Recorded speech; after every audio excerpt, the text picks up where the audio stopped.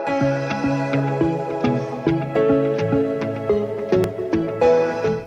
Morning students.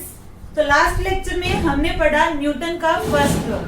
आज बच्चों इस लेक्चर में हम पढ़ेंगे सेकंड लॉ ऑफ मोशन, जो कि न्यूटन का है। आप बोल सकते हो Newton second law of motion. तो आप थोड़ा डिटेल अच्छे से समझिए।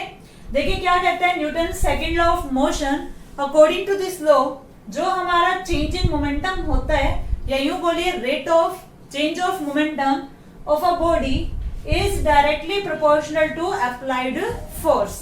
इट मीन्स, देखिए यहाँ लिखा भी हुआ है कि जो फोर्स होती है अप्लाइड फोर्स, ये बच्चों जो सिंबल है इसे हम बोलते हैं डायरेक्टली प्रोपोर्शनल। ठीक है, किसकी होगा? डी बाई डी टी का मतलब होता है रेट ऑफ चेंज ऑफ। ध्यान रखिए, डी बाई जो डी टी है इसे हम क्या बोलते हैं?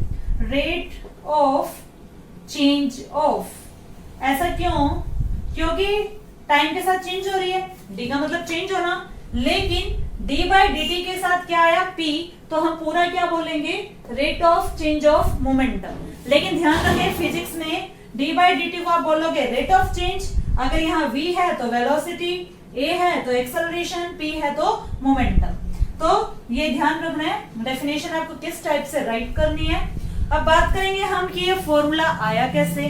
ठीक है, तो सबसे पहले बच्चों, जब हम किसी ऑब्जेक्ट पर फोर्स लगाते हैं तो जो वो फोर्स है बच्चों, वो डायरेक्टली प्रोपोर्शनल होगी किसके? चेंज इन मोमेंटम के। It means F means force directly proportional होता है जो सामने लिखा हो, न्यूमरेटर में लिखा हो। तो क्या है यहाँ पे? Delta P. डेल्टा पी का मतलब चेंज इन मोमेंटम। अब बच्चों ये डायरेक्टली प्रोपोर्शनल कैसे हैं? डायरेक्टली प्रोपोर्शनल का मतलब होता है जैसे जैसे फोर्स बढ़ेगी तो सामने वाली क्वांटिटी भी क्या है? बढ़ेगी, इंक्रीज होगी। इट मींस फोर्स इंक्रीज होगा तो डेल पी भी क्या होगा? इंक्रीज होगा। कैसे? देखिए आपके पास 2 पॉइंट्स हैं, ए पॉइंट एंड बी पॉइंट। यहाँ पे हमारे पास एक बॉल है। बॉल का मास कितना है बच्चों? 2 kg, यानी कि 2 किलोग्राम क्या है? मास है। स्टार्टिंग में बच्चों वो रेस्ट पे थी, ए पॉइंट पे थी तो वो रेस्ट पे थी, रेस्ट पे थी तो यू कितना था? 0 था। अब उस पे हमने क्या किया? फोर्स अप्लाई किया। फर्स्ट केस में बच्चों आपने फोर्स कम अप्लाई किया। कम अप्लाई करने पर उस पे देखिए उसमें वेलोसिटी आ गई 5 मीटर पर सेकेंड की। तो यहाँ पर अगर हम चेंज इन मोमेंटम देखें तो चेंज इन मोमेंटम क्या होगा बच्चों? चेंज इन मोमेंटम देखिए डेल पी होता है, जो कि इक्वल होगा मास इनटू में वेलोसिटी के। और वेलोसिटी क्योंकि यहाँ पर 2 है तो वेलोसिटी में चेंज निकालना हो तो क्या होता है? Final velocity minus initial velocity. Mass की वैल्यू कितनी है बच्चों? हमारे पास 2 kg, इनटू में फाइनल वेलोसिटी कितनी है? 5, इनिशियल कितनी है? 0। तो यहाँ पर क्या आएगा? 2 इंटू में 5 माइनस 0 5, यानी कि मल्टीप्लाई करेंगे तो डेल पी आएगा 10 किलोग्राम मीटर पर सेकेंड। देखिए फर्स्ट केस में क्या था? वेलोसिटी 5 थी और हमने फोर्स कम अप्लाई की थी तो वेलोसिटी भी कम थी। अब सेकंड केस में बच्चों क्या है? जब हम इस पे फोर्स ज्यादा अप्लाई करेंगे तो वेलोसिटी भी क्या होगी? ज्यादा ही आएगी। वेलोसिटी कितनी आ गई? 10 मीटर पर सेकेंड। तो चेंज इन मोमेंटम कितना आया? 20 किलोग्राम मीटर पर सेकेंड। इट मींस बच्चों दोनों केसों को देखकर ये पता लगा कि जैसे ही आपने ऑब्जेक्ट पे फोर्स की वैल्यू बढ़ाई तो चेंज इन मोमेंटम भी क्या हुआ? इंक्रीज हुआ। सो हम ये राइट कर सकते हैं कि जो फोर्स होता है वो चेंज इन मोमेंटम के डायरेक्टली प्रोपोर्शनल होता है। अब बात करें जो फोर्स होती है बेटा वो 1/t होती है, यानी कि 1/t मतलब टाइम के इनवर्सली प्रोपोर्शनल होती है। कैसे? देखिए जैसे कि आपने देखा होगा जो फील्डर क्रिकेट मैच में जो फील्डिंग पे लगे होते हैं प्लेयर्स, तो वो जब बॉल को कैच करते हैं तो हाथ यूं पीछे करते हैं। ऐसा करने से क्या होगा? जब वो हैंड्स को पीछे करेंगे तो बॉल बच्चों को थोड़ी टाइम लेगी उनके हाथ में आने में, लेकिन आगे वो बिल्कुल यूं कर देंगे तो एकदम से टाइम कम लेगी और हाथों को चोट लग सकती है। तो हाथ पीछे करेंगे तो टाइम क्या होगा? इंक्रीज होगा। अगर टाइम इंक्रीज होगा तो फोर्स क्या लगेगी बच्चों? कम लगेगी। ठीक है, यानी कि वहां पर न्यूटन का कौन सा लॉ एप्लीकेबल है? Second law. और देखिए बच्चों ये भी आपने देखा होगा कि जो लॉन्ग जंप होती है उसमें जो होती है वो कभी भी हार्ड फ्लोर पे नहीं होती, कोई भी हार्ड जमीन नहीं होती, वहां पे मिट्टी को खोदा जाता है। ऐसा क्यों बेटा? क्योंकि एकदम से वो कूदेगा तो टाइम ज्यादा नहीं लेगा तो प्लेयर को चोट लग सकती है, एथलीट को चोट लग सकती है। लेकिन अगर वो मिट्टी खोद रखी है, ठीक है, तो क्या होगा? जैसे ही वो जंप करेगा सैंडी सॉइल में तो वो थोड़ा टाइम लेगा उसके अंदर जाने में। ठीक है, तो देखिए फोर्स क्या हुई? 1/t हुआ और फोर्स जो हुआ वो डेल पी के डायरेक्टली हुआ। अब इन दोनों को अगर हम कंबाइन करें तो क्या होगा? बाय कंबाइनिंग 1 and 2, जो F है बच्चों वो चेंज इन मोमेंटम बाय में क्या हो जाएगा, टाइम हो जाएगा। अब जो F है वो एज इट इज है, चेंज को हम कैसे लिखते हैं, डी बाई डी टी, और साथ में मोमेंटम के लिए हम क्या राइट करते हैं, पी। इट मीन्स फोर्स क्या बना, डीपी बाई डी टी। तो ये तो बच्चों सेकेंड लॉ की क्या है, स्टेटमेंट है। अब आपने एक फॉर्मूला सुना होगा कि F is equal to m a को न्यूटन का सेकेंड लॉ कहा जाता है। या फिर अगर आपसे ये क्वेश्चन पूछा जाए कि न्यूटन की किस लॉ से फोर्स की डेफिनेशन निकल के आती है, तो वो इस सेकेंड लॉ से आती है। तो अब हम ये ड्राइव करेंगे कि इस एक्सप्रेशन से आपने ये फॉर्मूला कैसे डिराइव किया बच्चों। तो अब हम करेंगे derivation F is equal to m a, यानी कि जो सेकेंड लॉ होता है उसी से डिराइव होके आता है F is equal to m ए।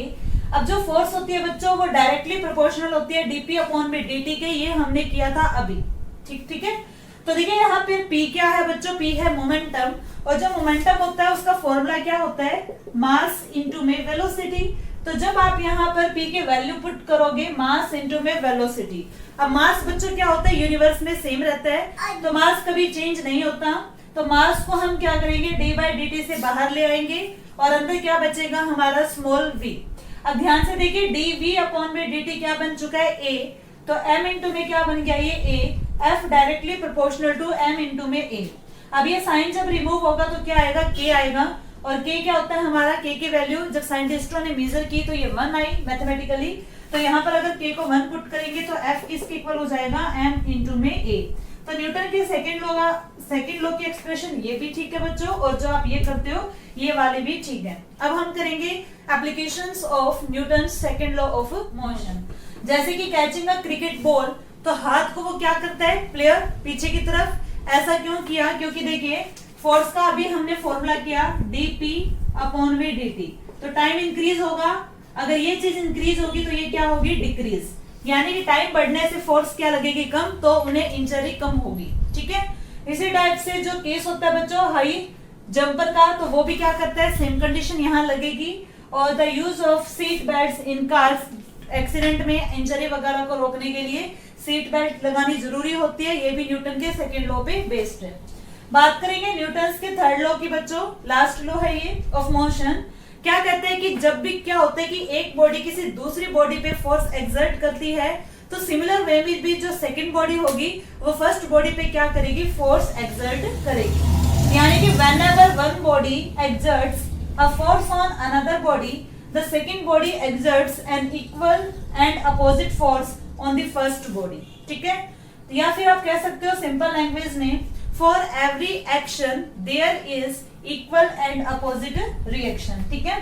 कोई भी एक्शन होगा उसके लिए इक्वल एंड अपोजिट क्या हो जाएगी, reaction. It means force exerted by first body क्या होगी, एक्शन होगी।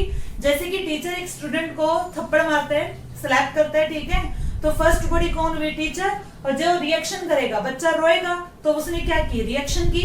या आपने देखा होगा कि जब हम किसी के थप्पड़ मारते तो फेस उसका आगे की तरफ जाता है, तो उसने क्या की है, रिएक्शन की है। या फिर इसके काफी सारे एग्जाम्पल होंगे, जैसे कि हम हाउ डू वी वॉक, हम चलते कैसे हैं, जितने फोर्स से आप अपने पैर से अर्थ को धकेलते हो उतनी ही फोर्स से बच्चों अर्थ भी हमारे ऊपर क्या करती है, रिएक्शन। यानी कि हमने क्या किया, एक्शन, और अर्थ हमारे ऊपर क्या करेगी, रिएक्शन। यानी कि जो थर्ड लॉ है इसके बहुत सारे एग्जांपल हैं। अब हम इनकी बात करेंगे एप्लीकेशंस की या एग्जांपल्स की। देखो बच्चों एप्लीकेशंस क्या रहेंगी, फर्स्ट है हाउ डू वी वॉक। तो अभी मैंने आपको बताया कि हम चलते कैसे हैं, उसमें कौन सा लॉ एप्लीकेबल है, तो हमारे चलने में न्यूटन का थर्ड लॉ एप्लीकेबल है। जैसे कि हमने अपने पैर से अर्थ को धकेला पीछे की तरफ, तो अर्थ भी क्या करती है, सेम फोर्स हमारे ऊपर लगाती है आगे की तरफ, तो एक्शन और रिएक्शन इक्वल होगा बट डायरेक्शन क्या होगी, अपोजिट। सेकंड केस की बात करें, व्हाई द गन रिकॉइल्स। रिकॉइल्स का मीनिंग होता है कि पीछे जाना, ठीक है। जैसे कि हमारे पास क्या है, गन है, ठीक है, तो गन में यहाँ पर क्या होता है, ट्रिगर, और यहाँ से क्या फायर हुई, बुलेट।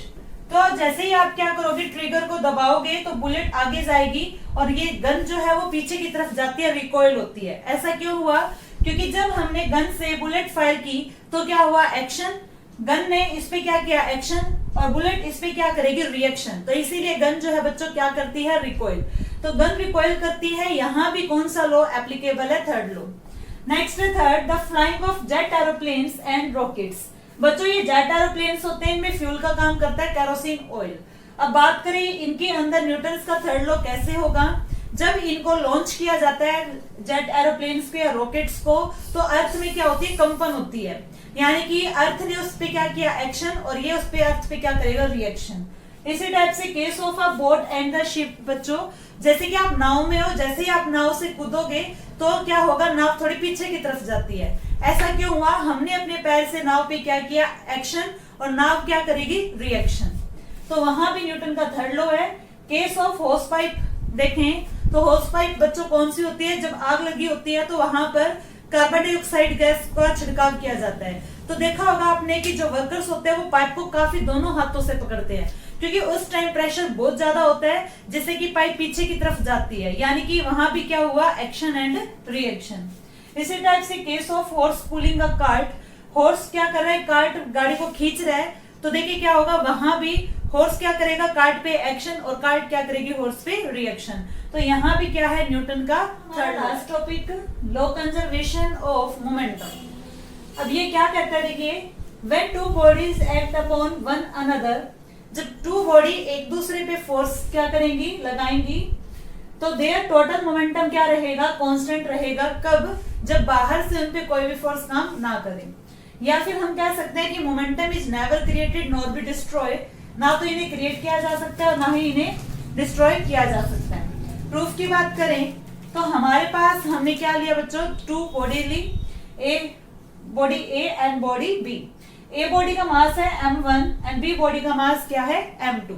ये है बच्चों बिफोर कोलिजन, टकराने से पहले जो ए बॉडी थी वो मूव कर रही थी विद वेलोसिटी u1, एंड जो सेकंड बॉडी है वो मूव कर रही है विद वेलोसिटी u2। अब बच्चों क्या होगा, दोनों में कोलिजन होगा, टकराव होगा। तो टकराने के बाद देखिए क्या होगा, दोनों की वेलोसिटीज में चेंज आएगा। अब जो हमारी ए बॉडी थी वो मूव करेगी v1 वेलोसिटी से, और जो बी बॉडी है वो मूव करेगी with velocity v2, but masses क्या रहेंगे, सेम रहेंगे। ये है आफ्टर कोलिजन। अब देखिए आपको राइट क्या करना है, ये था हमारा डायग्राम। अब आप देखिए, let us consider two bodies of mass m1 and mass m2। तो सबसे पहले हमने क्या लिया, टू बॉडीज ली जिनका मास क्या था, m1 and m2। Velocities before collision b, जो वेलोसिटीज है कोलिजन से पहले वो क्या रहेंगी, u1 and u2, and velocities after collision b, v1 and v2। Collision से पहले वेलोसिटीज है u1 और u2 जो कि इनिशियल है, और फाइनल क्या हो जाएंगी, v1 एंड v2। तो बच्चों अगर हम बात करें इनिशियल मोमेंटम की, initial momentum of the system में हमारे पास टू बॉडी है। इन मोमेंटम कैसे निकालते हैं, मास इनटू में वेलोसिटी।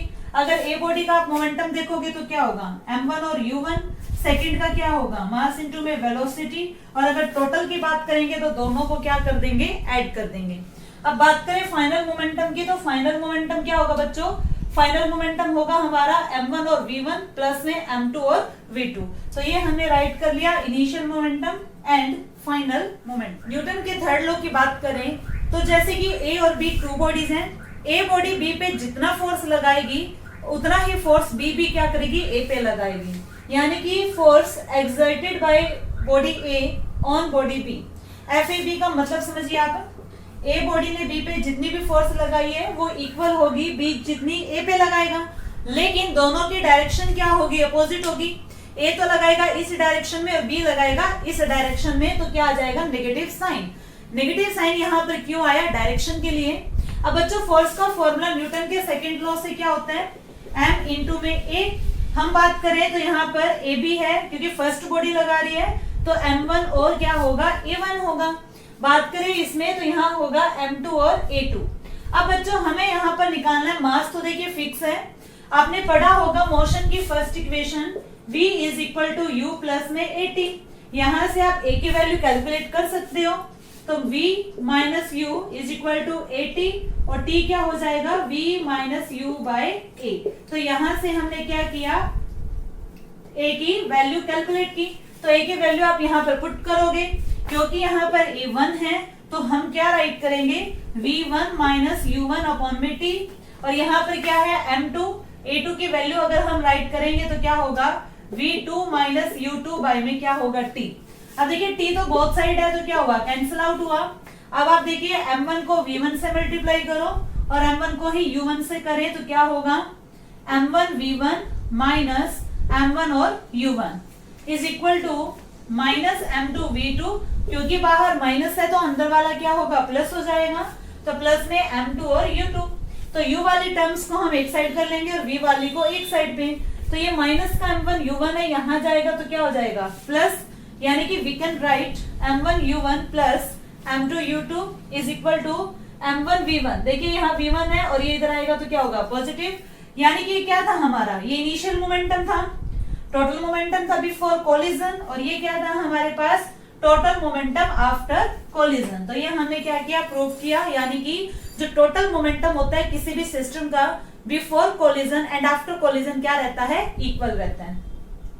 तो ये था हमारा बच्चों सेकंड चैप्टर फिजिक्स का, class 9, force and laws of motion. अब बच्चों रहे हमारे न्यूमेरिकल, तो न्यूमेरिकल करेंगे नेक्स्ट लेक्चर में। तो यहाँ तक आप लेक्चर को अच्छे से देखिए, अगर आपका डाउट है तो कमेंट सेक्शन में राइट कीजिए और मेरे चैनल को सब्सक्राइब जरूर कीजिए और वीडियोस को लाइक कमेंट वगैरह करते रहिए। Thank you.